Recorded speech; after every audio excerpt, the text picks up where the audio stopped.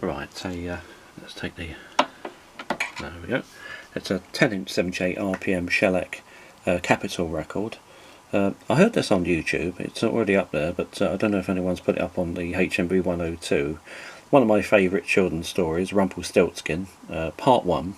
Not sure, is that, I think it's Grimm's fairy tale. It could be a Hans Christian Andersen story, but I suspect it's Grimm's. And it's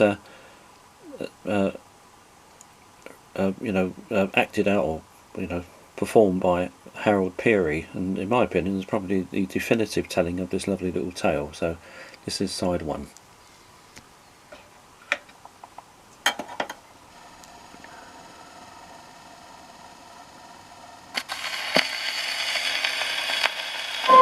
Once upon a time, there was a man who loved to boast. The funny part of it was, he hadn't a thing in the world to boast about, except his daughter. Oh, his daughter was very beautiful, and that was a fact. But that wasn't enough for him.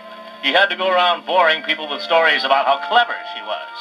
And I'm afraid that sometimes he exaggerated a little. Why do you know, he said one time, that girl is so clever. She's so clever that she can spin gold out of straw.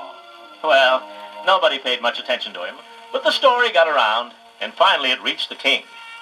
Now, this king was very fond of money. He used to collect it. He'd like to wander around the palace and jingle it in his royal robes. In fact, that was all he ever thought about. Money, money, money. So when he heard there was a girl in his kingdom who could spin gold from straw, he ordered it brought to him at once. But your majesty, the poor girl said, I can't spin gold from straw. The king was suspicious. You're just saying that, he said. And he led her to a room where there was a big pile of straw and a spinning wheel. Get to work, he told her, and if all this straw isn't gold by morning, it'll be just too bad. And he slammed the door and locked her in. The poor girl threw herself on the floor and began to weep. When suddenly the door opened, and in walked a funny little man. I give you my word, he was no taller than a wheelbarrow. He had a long beard and a pointed hat, and he wore a little green vest with a great big watch and chain. Hello, beautiful, he said. Why all the tears?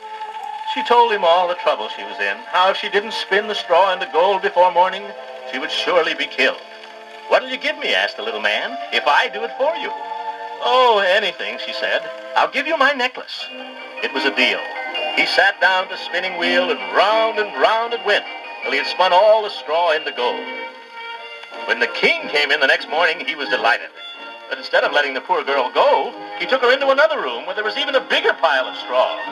I don't have to tell you, he said, that if all this straw isn't gold by morning, you will meet a fate so horrible that I can't even think what it is. That night, the same thing happened. The little man returned, and the poor girl offered him her ring, which was the only thing she had left. And before morning, the job was all done. When the king came in, he could hardly believe his eyes. By George, he thought, this girl is a gold mine. He led her to a third room, even larger, where there was easily 1.5 tons of straw. I'll tell you what I'm going to do, he said. If you spin all this into gold, I'll marry you and make you my queen. Big-hearted. But I can't, she cried. Tut-tut, my dear, the king said. Never say can't. And he closed the door softly. But just the same, he locked it. This time the girl really was in trouble. But she had no jewelry left to offer the little man when he came. Would you like to know what she did? Well, I'll tell you. But you'll have to go change the record first.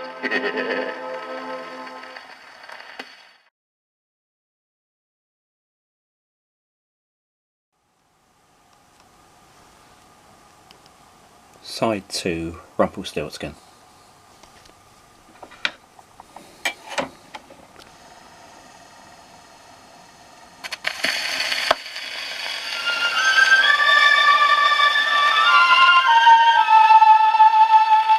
When the little man came to the room where the poor girl had been locked up, all she could do was throw herself on his mercy and beg him to help her. Well, I'm losing money on this, the little fellow said, but I'll do it if you promise one thing. Promise me that when you're queen, you'll give me your first child. The wretched girl gave him her promise. What else could she do? And sure enough, the next day the king married her and made her his queen. Oddly enough, they got along together very well, as royal marriages go, and in due time they had a baby. The queen was so happy she forgot all about her promise to the little man with the beard, till one day he arrived and announced that he had come for the child. The queen wept and pleaded and wept some more. She wept so piteously, and she was so doggone beautiful that the little man gave in. I don't know why I do this, he said. I'm a fool. But if you can tell me within 3 days what my name is, you can keep your baby. Well, sir, the Queen almost went crazy trying to think what the little man might be called. The first day when he came, she tried simple names like Elmer and Mac and Joe. But she could see at once that they didn't fit. You'll have to do better than that, the little fellow said. And he went off rubbing his hands and chortling in glee. The second day, she failed again. By this time, she was so terrified, she went and told her husband about the whole thing. And the king issued a royal proclamation. Everybody think up names! The next morning, a messenger arrived at the court.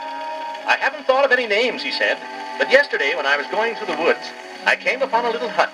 In front of the hut, there was a fire. And a funny little man was dancing round and round it, singing this song. Bring me cookies, bring me wine. Tomorrow night the baby's mine. If I don't win this guessing game, Rumpelstiltskin's not my name.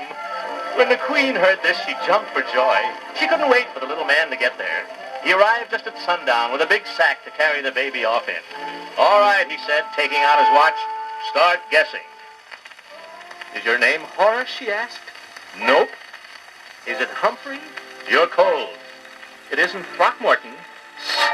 Certainly not. Ridiculous.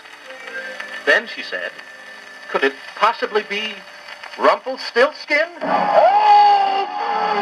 Somebody told you, he shouted. Some blabbermouth told you. And he was so mad he stamped his foot and stamped it right through the floor. They had to pull him out. And he limped away, muttering to himself. Always somebody spoiling the game. And that was the last that was ever seen of him, the old goat.